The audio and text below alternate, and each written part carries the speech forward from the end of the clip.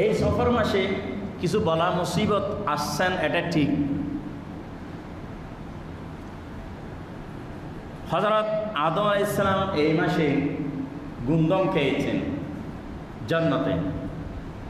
এটা আপনারা যদি বলা মুসিবত বলেন, যাই বলেন না কেন, আদম আলাইহিস সালাম গুন্দম না খেলে আমরা আজকে এই খুতবাটা আয়োজন করতে পারতাম? আপনাদেরকে আমি দেখতাম, আপনারা আমাকে দেখতেন? আসার কোনো সুযোগই ছিল না। শুধু আদম আলাইহিস সালাম গুন্দম খেয়েছেন, এই জন্য এই মাসের মধ্যে কোনো অনুষ্ঠান, খাওয়ার অনুষ্ঠান করা যাবে না, মেজবান করা যাবে না, বিয়ে শাদী করা যাবে না। একেবারে এইভাবে কথা বলে ফেললেন। এরপরে হযরত ইব্রাহিম আলাইহিস সালাম ফিন্নারিল হার শাদীদ, অগ্নিকুণ্ডের মধ্যে নিক্ষিপ্ত হয়ে গেছেন। আপনারা কি জানেন ইব্রাহিম আলাইহিস সালাম এই অগ্নিকুণ্ডের মধ্যে নিক্ষিপ্ত হওয়ার ভিতরে ঈমানদারের জন্য লিআয়াতিন লিউলিল আলবাব, অনেক যুবকরা ইব্রাহিম আলাইহিস সালামের ঈমানের প্রতি আকৃষ্ট হয়ে অনেক শক্তি ইসলামের জন্য কারবালার প্রান্তরে ইমাম হোসাইনের সাথে, এজিদ বাহিনীর সাথে তারা কিভাবে যুদ্ধ করেছেন, ইব্রাহিম আলাইহিস সালামের সেই ঘটনাকে স্মরণ করে করে রসুলের পিছে যুদ্ধের মধ্যে ঝাঁপিয়ে পড়েছেন। যুগ যুগ ধরে বাতিলের বিরুদ্ধে, জালেমের বিরুদ্ধে, সন্ত্রাসের বিরুদ্ধে, অন্যায়ের বিরুদ্ধে, সবার বিরুদ্ধে রুখে দাঁড়িয়েছেন যুবকরা।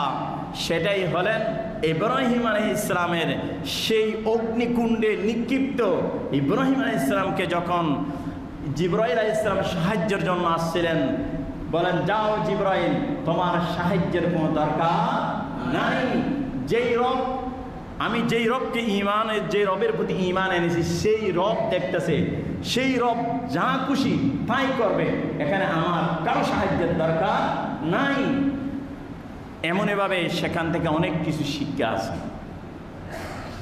এরপরে হযরত আইয়ুব আলাইহিস সালাম মারজান শাদীদান, সেই এমনভাবে রোগ আক্রান্ত হয়েছেন। আমরা মনে করি রোগ আক্রান্ত হওয়া এটা বলা মুসিবত। অনেক মুরব্বীরা বলে এই মাসে বেশি বেশি জ্বর হয়, বেশি বেশি ডেঙ্গু জাতীয়, এই জ্বর জাতীয় রোগগুলো বেশি হয় এই মাসের মধ্যে, একটু সাবধান থাকতে হবে, এইভাবে বলে থাকে। সব মাস তো আল্লাহ, যদি এই মাসে শুধু জ্বর হয় তাহলে এতগুলো মেডিকেল সারা বছর খোলা রাখার দরকার ছিল না, এত ডাক্তারদের চেম্বারের দরকার ছিল না। একটু আমাদের জাতি বিবেক দিয়ে কাজ করে না। আজকে যদি বিবেক দিয়ে কাজ করতো বাংলাদেশের এই অবস্থা হইতো না। আমি আর বেশি কিছু বলতেছি না, আকলমন্দকে, বুদ্ধিজীবীদেরকে ইশারা করলে হয়ে যায়। কি বলতে চাচ্ছি আপনারা বুঝতে পারছেন? হযরত আইয়ুব আলাইহিস সালাম তিনি অসুস্থ হয়ে গিয়েছিলেন।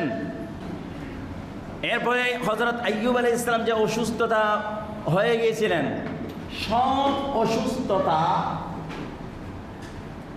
বিপদ নয়, কিছু অসুস্থতা নিয়ামত হয়ে যায়। সেটা কি? সেটা হলো আল্লাহ তাআলা তার গুনাহগুলো, গুনাহ থাকলে গুনাহ মাফ করে দেয়, আর গুনাহ না থাকলে বান্দা যত বেশি অসুস্থ হয়ে যায়, আল্লাহকে ডাকে, তত বেশি আল্লাহর ভালো লাগে, আল্লাহর প্রিয় হয়ে যায়। যাই হোক, আমি সেদিকে যাচ্ছি না। হযরত ইউনূস আলাইহিস সালাম মাছের পেটের ভিতরে এই পরীক্ষায় পড়েছিলেন, এই মাসে বিপদ হয়েছিল, সেখান থেকে মুক্তি পেয়েছেন। রাসূল করিম সাল্লাল্লাহু আলাইহি সাল্লামকে জাদু করেছিলেন এই মাসে। সর্বোপরি এখানে যারা জাদু করেন ফারায় ফারায়, জাদুটা অত্যন্ত খারাপ কাজ, অন্যায় কাজ। যাই হোক, আমি সেদিকে যাচ্ছি না। যুগে যুগে যে খারাপ কাজগুলো ছিল, আল্লাহ তাআলা সব কিছু বিপদ দেন, এটা আল্লাহ তাআলা মানুষকে পরীক্ষা করেন। ওয়ালানাবলুওয়ান্নাকুম বিশাইইম মিনাল খাউফি ওয়াল জুই ওয়া নাকসিম মিনাল আমওয়ালি ওয়াল আনফুসি ওয়াস সামারাত। আল্লাহ তাআলা বান্দাদেরকে পরীক্ষা করেন ভয় দিয়ে, ক্ষুধা দিয়ে, এবং মালের ধ্বংস দিয়ে, এবং নফসকে কতল করে, এবং সামারাত ফলমূল নষ্ট করে, এগুলো পরীক্ষা করেন। কিন্তু ধৈর্যশীলদের জন্য আল্লাহ তাআলা তাদেরকে সুসংবাদ দিয়েছেন। প্রিয় মুসল্লিবিন্দু, এই মাস সফর মাস। এই মাসে কিছু কুসংস্কার যেগুলো আমাদের সমাজে প্রচলিত আছে, আজকে থেকে আমরা চির বিদায় করে দিব। সেটা কি? আল্লাহ রসুল সাল্লাল্লাহু আলাইহি ওয়াসাল্লাম বলেন, লা আদওয়া ওয়ালা তিয়ারা ওয়ালা হাম্মা ওয়ালা সাফারা। আল্লাহ রসুল সাল্লাল্লাহু আলাইহি ওয়াসাল্লাম ইরশাদ করতেছেন, যে সমস্ত রোগ সংক্রামক, অনেকে বলে সংক্রামক রোগ এই মাসে বেশি রোগ হয়, এই রোগ ছড়িয়ে পড়বে, এর কারণ অনেক কিছু হয়ে থাকে। রোগ কোনোদিন সংক্রামক অন্যজনকে মারতে পারে না, রোগ ছড়িয়ে দিতে পারে না। এগুলো সব কিছুর নিয়ন্ত্রণ কার হাতে? আর একটু বড় করে বলবেন না? আল্লাহ। সব আল্লাহর হাতে। ওয়ালা তিয়ারা, আগের যুগে, জাহিলি যুগে ছিল, তারা ঘর থেকে বের হওয়ার সময় ঈসা আলাইহিস সালামের যুগে, ঈসা আলাইহিস সালামের আগে তিনজন নবী, সাদেক, মসদুক বা শামউন, এইরকম তিনজন নবী তাদেরকে দাওয়াত দিতেন। তারা নাফরমানি করার কারণে আল্লাহ তাআলা তাদেরকে হুবিসাল মাতারু আনহুম, তাদের কাছ থেকে আল্লাহ তাআলা বৃষ্টিকে সালাসু সিনিন, 3 বছরের জন্য আল্লাহ তাআলা বন্ধ করে দিয়েছেন। তারা যে নবীর নাফরমানি করেছেন, তখন তারা কি করে? বলেন যে এই নবীদেরকে দেখলে বলে তারা অশুভ, যেদিকে যায় বলে এটা অশুভ, তাদের কারণে বৃষ্টি হচ্ছে না। আসলে কি তাদের কারণে বৃষ্টি হচ্ছে না, নাকি তারা নাফরমানি করার কারণে? নাফরমানি করার কারণে। এটা কোরআন সূরা ইয়াসিন আমি একটা আয়াত পড়েছি, ক্বালু তাইরুকুম ইন্না তাতায়্যারনা বিকুম। তারা বলল, আমরা তোমাদেরকে অমঙ্গলের কারণ মনে করি। ইন্না তাতায়্যারনা বিকুম, আপনারা সূরা ইয়াসিন পড়েন, লা ইন লাম তানতাহু লানারজুমান্নাকুম ওয়া লা ইয়ামাসসান্নাকুম মিন্না আযাবুন আলীম। ক্বালু তাইরুকুম মাআকুম, না না, বলো তোমাদের অমঙ্গল তো তোমাদের সাথে, এটা নবীদের সাথে না, তোমাদের সাথে। হ্যাঁ, বাল আনতুম কওম আইন দুক্কিরতুম, আমি কি তোমাদের কাছে এই নসিহত, ধর্মীয় দিক নির্দেশনা আল্লাহর পক্ষ থেকে বাণীগুলো পৌঁছে দিয়েছি, এটা কি অন্যায় হয়েছে? এমনইভাবে আরও রাসূল করিম সাল্লাল্লাহু আলাইহি ওয়াসাল্লাম মক্কা শরীফ থেকে মদিনা শরীফ যখন গেলেন, ইসরাফ ছিল।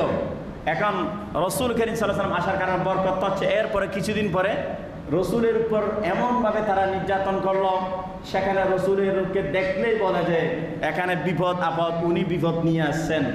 তখন আল্লাহ পাক রব্বুল আলামিন সেখানে তাদেরকে গজব দেওয়া শুরু করলেন। বললেন, আল্লাহ তাআলা কোরআনের আয়াত নাজিল করে দিলেন, সূরা নিসার 78-79 নম্বর আয়াতে বললেন, মা আসাবাকা মিন হাসানাতিন ফামিনাল্লাহ, যা ভালো সব আল্লাহর পক্ষ থেকে আসে। কার পক্ষ থেকে? আল্লাহর পক্ষ থেকে আসে। কারা? মিন নাফসিক, তোমার পক্ষ থেকে, আপনার পক্ষ থেকে। রসুলকে বলেছেন, এখানে অনেকে বলে রসুলও খারাপ করেছেন, গুনাহ করেছেন, নাউযুবিল্লাহি মিন যালিক। এখানে নাফসিক রসুলকে বলে উদ্দেশ্য করেছেন, শিক্ষা দিয়েছেন, আমি কোরআন পড়ার সময় আমার অন্যায়ের কারণে, আমার অপরাধের কারণে, আমার অত্যাচারের কারণে আল্লাহ আমার উপর গজব দিয়েছেন, আমাদের উপর এলাকাবাসীর অন্যায়ের কারণে এলাকার উপর গজব দিয়েছেন। রসুলকে দিয়ে আমাদেরকে শিক্ষা দিচ্ছেন। এখানে এই খাতাবান লিন-নবী ওয়াল মুরাদু উম্মাতাহু।